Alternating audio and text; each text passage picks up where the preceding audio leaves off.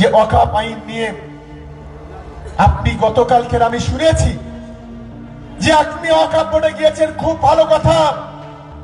আপনি যে দলটার সঙ্গে বিলং করেন, যে দলের নেতাদের সঙ্গে কোলাঘাটে বৈঠক করেন, যে দলের সাহায্য ছাড়া আপনি ভাঙড়ে এক পা চলতে পারবেন না, যে দলের অর্থ ছাড়া আপনি গোটা বাংলাতে লড়তে পারবেন না, একবার তাদের কাছে যান না, গিয়ে একবার বলুন যে ওয়াকফ আইনটা তো আপনারা করেছেন, কেন করলেন, জবাবটা চান। সবচেয়ে বেশি আমরা খুশি হব। নেড়া বারে বারে বেদতলায় যায় না। ঠিক একইভাবে 2021 সালে সেদিন আমরা দেখেছিলাম এই ভাঙড়ের মাটিতে দাঁড়িয়ে একদিকে নওশাদ আর একদিকে তার ভাই আব্বাস এই ভাঙড় জুড়ে মিথ্যার ফুলঝুরি ছড়িয়ে দিয়েছিল। এই গোটা ভাঙড় জুড়ে সেদিন আমরা দেখেছিলাম যে ভাঙড়ে বিভিন্ন প্রতিশ্রুতির বন্যা বইয়ে দিয়ে সেদিন কখনো জান্নাতের সার্টিফিকেট থেকে শুরু করে বিভিন্ন ধরনের মিথ্যা কথা বলে ভাঙড়ের মানুষকে বোকা বানিয়েছিল। আমি আজকে নওশাদকে বলি, যেভাবে বাজার গরম করে বাংলার সংখ্যালঘু মুসলমানকে তুমি বিপদে পরিচালিত করার চেষ্টা করছো, বাংলার সংখ্যালঘুরা এত অশিক্ষিত নয়। বলছে যে এই সম্পত্তির বিবরণ নথিভুক্ত করতে গেলে 46টি জায়গায় খতিয়ান দিতে হবে। কোন বছর সংশ্লিষ্ট সম্পত্তি ওয়াকফ হয়েছিল, তার চৌহদ্দি কি আছে, তখন মাতাওয়ালি কে ছিল, তার ব্যাংক অ্যাকাউন্ট আছে কিনা, সম্পত্তির বাজার মূল্য কত, এই ধরনের নানাবিধ ফিরিস্তি দিতে হবে। এত দ্রুত এটা সম্ভব নয়। ওই মূর্খদের বুঝতে হবে কোন রাজ্য সরকার সেই আইন কার্যকরী করতে বাধ্য হয়, যতই বাধা দিক, যতই যাই করুক,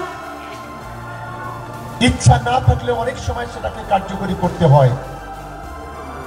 টিআরপি কমে গেল আইএসএফ এর, যারা ওয়াকফের নাম করে এই ভাঙড়ের সোনপুরের মাটিতে রক্তাক্ত করেছিল পুলিশকে, যারা পুলিশের মাথায় লাঠি মেরেছিল, 5টা গাড়ি পুড়িয়ে দিয়েছিল, বেশ কয়েকজন জেলে চলে গেল, বাজারটা খারাপ হয়ে গেল। হঠাৎ করে একদিন দেখলাম ভাঙড়ের বিধায়কের নেতৃত্বে কলকাতায় হঠাৎ করে কয়েকটা সংগঠনকে নিয়ে গুন্ডামি শুরু হলো। পুলিশ জামার কলার ধরে তাকে লোকামে ঢুকিয়ে দিল। ভারতবর্ষে যখন কোন আইন পাশ হয়, আর বিশেষ করে এই যে ওয়াকফ আইন, এই যে উমিদ পোর্টালে তোলার কথা বলেছে, এই উমিদ পোর্টালে 43টি জায়গায় এর খতিয়ানটা তুলতে হবে। কত সালে এই ওয়াকফ আইন বলছে যে এই সম্পত্তির বিবরণ নথিভুক্ত করতে গেলে 46টি জায়গায় খতিয়ান দিতে হবে।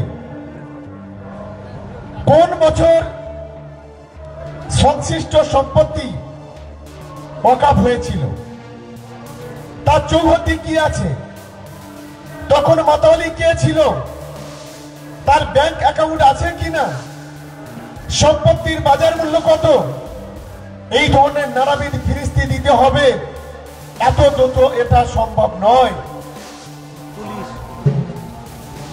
এবং আমি মনে করি বিশেষ করে আমাদের মুসলিম সমাজে, আমরা গ্রামগঞ্জে যারা বসবাস করি, একমাত্র শহর এলাকায় যারা ব্যক্তিগতভাবে ওয়াকফ সম্পত্তি দখল করে আছে, তাদের ছাড়া কারোর কোনো অসম্ভব হওয়ার কথা নয়।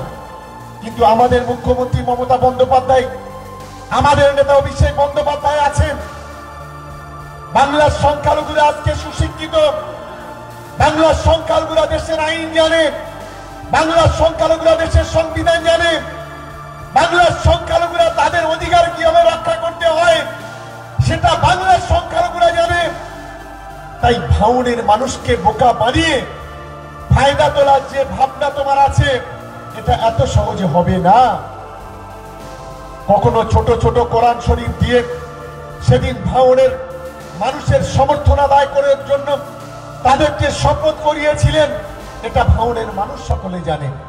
তাই আমি মনে করি বাজার গরম করে রাজনৈতিক ফায়দা তোলানোর যে চক্রান্ত তুমি করছো, আমি আমার তৃণমূল যুব কংগ্রেসের কর্মীরা আছেন, তৃণমূল ছাত্র পরিষদের ছেলেরা আছে, আমাদের প্রতিটা বুথে তৃণমূল কংগ্রেসের কর্মীরা আছেন, আমাদের দলের সমর্থকরা আছেন, যারা শিক্ষিত, যারা বুদ্ধিজীবী, যারা সামাজিক মানুষ আছেন, তাদের কাছে অনুরোধ করব, এদের কাজ হলো মিথ্যা কথা বলে মানুষকে বোকা বানিয়ে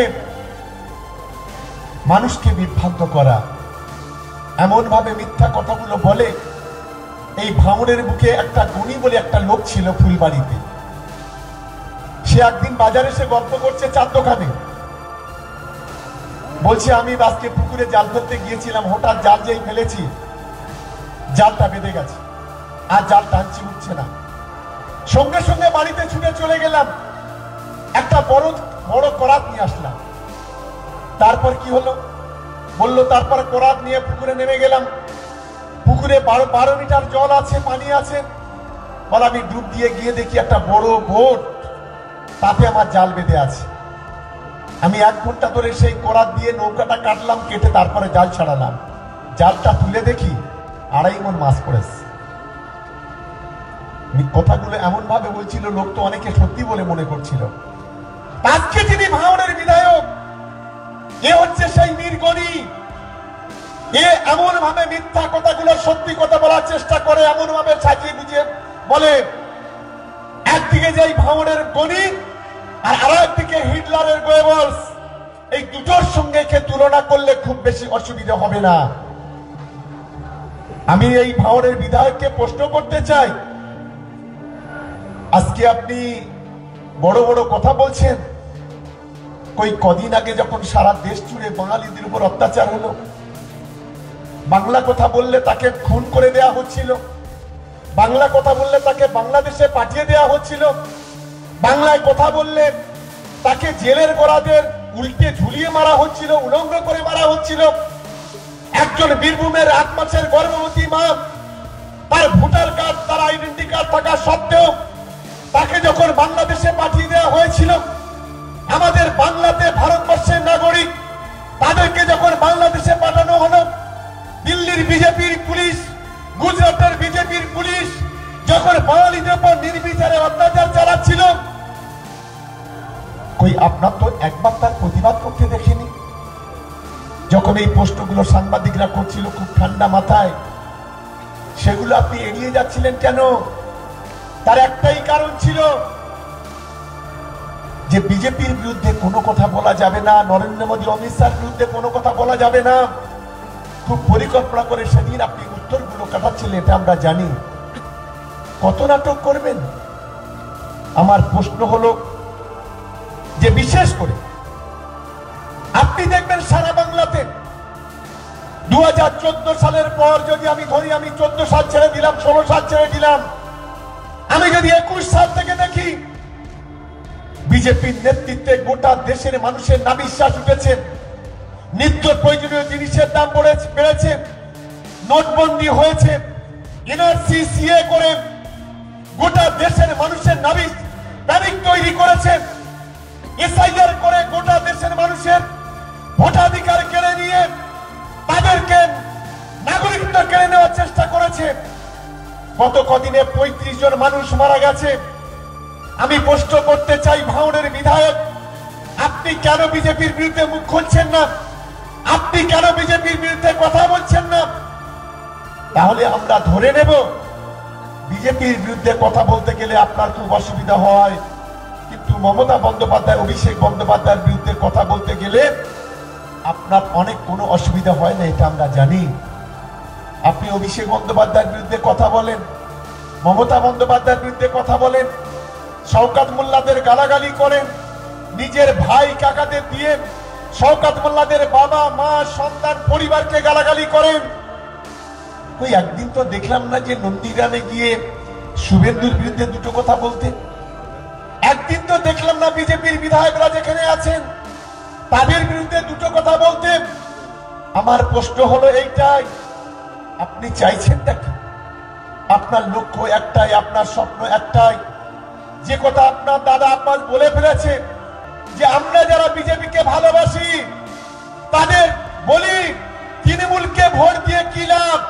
এটা আমি বলছি না, সারা বাংলা সহ সারা ভারতবর্ষের মানুষ দেখেছে এদের মূল চরিত্র কোন জায়গায়।